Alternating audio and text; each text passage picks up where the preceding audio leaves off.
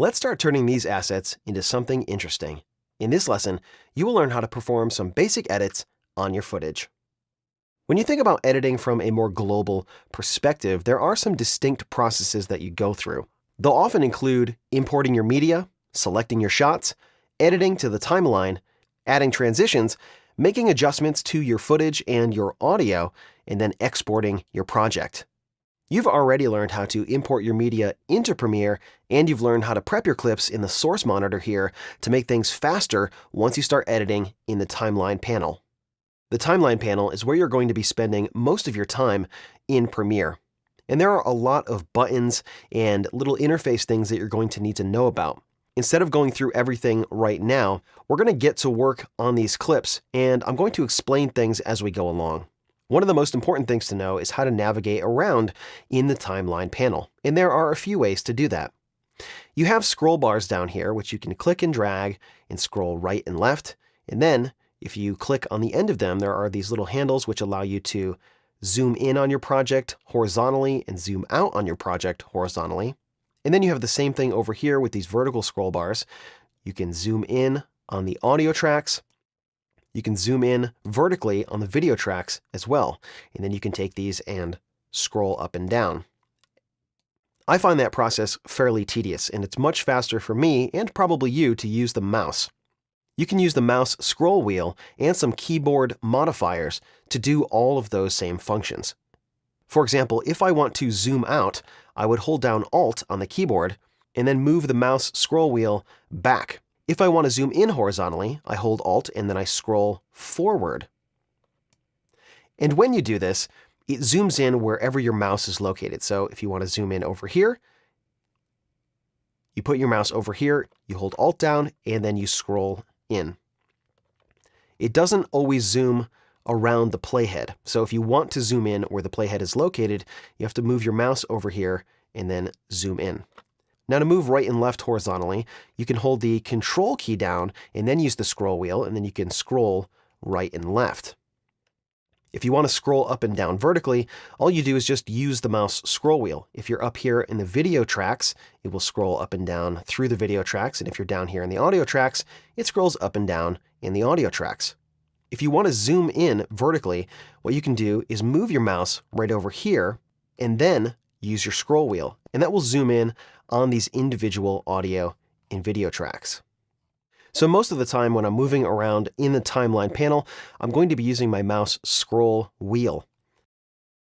I'm going to zoom out on my sequence here, and I'm going to click and drag and select all of these clips, and I'm going to delete them. And I'm going to start building out this sequence with the actual shots that I want to use. And the first shot that I want to use is that introduction shot. So I'm going to jump back over here to my project panel. I'm going to expand the wide bin, and then double click again on the CCI intro wide. And this is the range that I have selected here for this clip. Have you ever had a recipe for chocolate chip cookies that left something to be desired? It can be daunting trying to find just the right recipe. Not flat, not too dry, delicious flavor, picture perfect, and best of all, easy. Hi, I'm Cheryl Ziegler, and I'm going to show you in this video how to make big bakery-style cookies. So I'm going to start off with this shot. So I can take it right from the source window here and pull it right down into my project. Now I can click and drag the playhead, and then I can play it right from my sequence here. Now, to play and pause your sequence, you can use the space bar. Have you ever had a But you may find it more convenient to use the J, K, and L keys. The L key plays forward. Recipe for chocolate chip cookies that left something to be The desired? K key stops, and the J key plays backwards. The The cool thing about using these keys is that if you double tap them, thing to be desired. It can be daunting trying to find just the right recipe. you can play at 2x speed. You can also play at 3x speed. Not flat, not dry, delicious flavor, picture perfect, and best of all, easy. And that can be really useful for navigating through your sequence. The other reason why you probably want to keep your hand over on the right side of the keyboard using the JKL keys is because a lot of the other keyboard shortcuts are going to come from this area. The IO keys, for example, are just above the JKL keys, and you can reach the Control key and the Alt key with your thumb. So it's a very convenient spot to keep your hand. Let's take a look at this clip right from the beginning. If I press the home key, it's going to take me all the way back to the beginning of this sequence.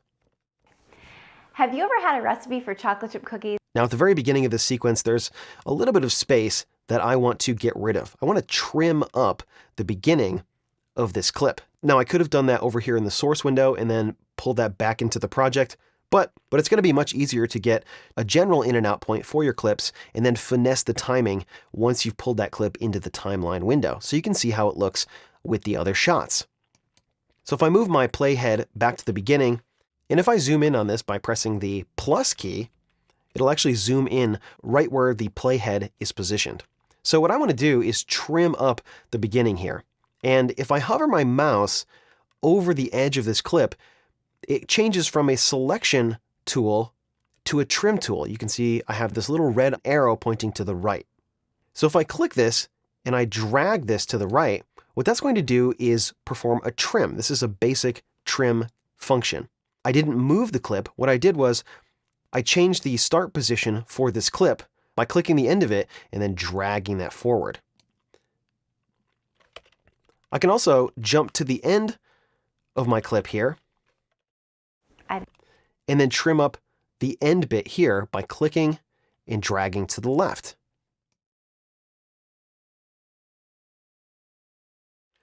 Now, when you perform a basic trim like that, it'll often leave a gap. You can see that originally this was back here, and then when I made that trim, you can see that now I have a blank spot. Sometimes this is what you want, but more times than not, what you want to use is a ripple edit. What a ripple edit does is perform the same kind of trim, but then everything after that trim, or everything to the right of it, gets scooched down the timeline to basically fill in the gaps. So let me show you how that works. I'm going to grab the end of this clip here and then drag it back to where it was. And now, when my mouse is hovered over the edge of this clip, I'm going to hold the Control key down. And now the tool is going to change from a trim tool to a ripple edit tool. And now when I click and drag this to the right, watch what happens. Well, it didn't look like anything happened. Let me undo that. And I'm going to zoom out here. Now watch again. I'm going to click and drag to the right. Did you see what happened? The whole clip got scooched to the left. It basically filled in the gap for me. And this is called a ripple edit. Now, you can switch to a ripple edit tool if you want by hitting the B key. And that will change the tool to a ripple edit tool.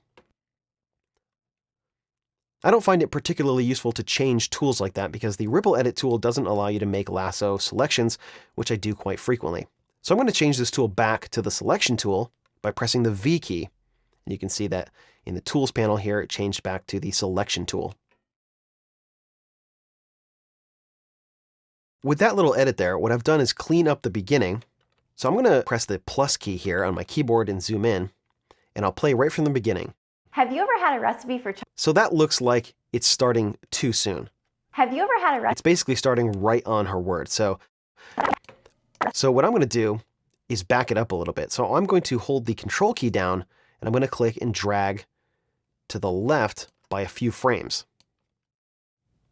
Have you ever had a recipe? And now I get this nicer starting point here where she's taking a breath, and it seems just a little bit more natural to me.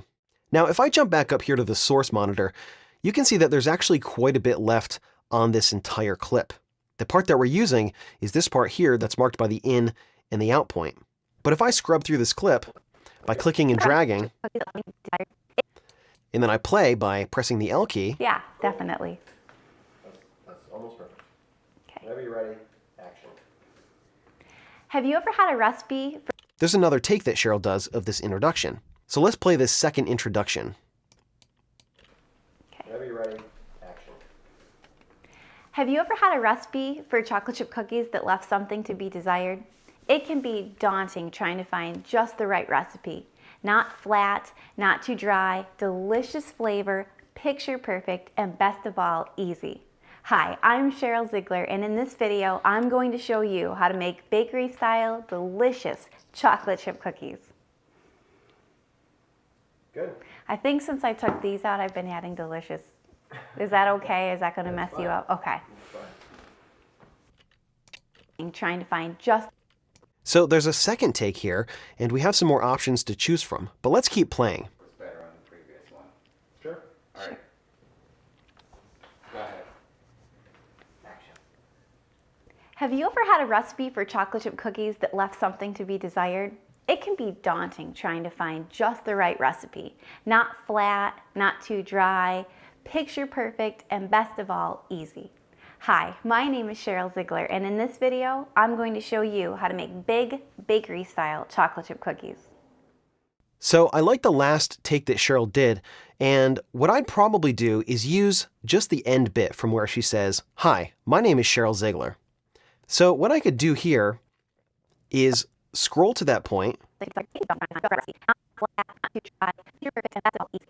So it's right about here. I'm going to mark another in point. Hi, my name is Cheryl Ziegler, and in this video, I'm going to show you how to make big bakery-style chocolate chip cookies. And then I'll mark an out point right here. I'm going to jump back to the timeline panel, and there are several ways that I can edit together this first part of the clip and this second part of the clip. What I need to do is find where Cheryl says, "Hi, my name is Cheryl Ziegler" in this first clip, and then get rid of all the stuff that's after that. And you're going to learn how to do that coming up in the next lesson.